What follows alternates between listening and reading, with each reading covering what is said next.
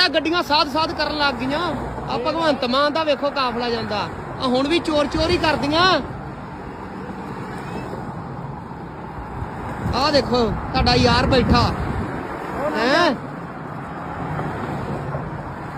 ਵੇਖੋ ਕਿਵੇਂ ਚੋਰ ਕਰਦੀਆਂ ਜਾਂਦੀਆਂ ਆ ਵੇਖੋ ਏ ਆ ਉਹਦੀ ਚੋਰ ਕਰਦੀ ਇਹਨਾਂ ਨੂੰ ਕਹਿੰਦਾ ਹੁੰਦਾ ਸੀ ਭਗਵੰਤ ਮਾਨ ਐਂਬੂਲੈਂਸ ਅੱਗ ਬੁਝਾਉਣੀ ਆ ਸਾਰੀਆਂ ਲੱਤੀ ਫਿਰਦਾ ਨਾਲ ਪਤੰਦਰ ਹੁਣ ਉਹ ਵੇਖੋ ਤੇ ਸਹੀ ਗੁਰੂਓ ਹਾਲ ਕੀ ਬਣਿਆ ਪਿਆ ਘੱਟਾ ਪਾ ਕੇ ਸਿਰ ਭਰਤਾ ਪਤੰਦਰਾਂ ਨੇ ਚੱਲ ਆ ਜਾਓ ਚੱਲੀਏ ਤਾਂ ਵਿਹਲੇ ਆਪਾਂ ਚੱਲੀਏ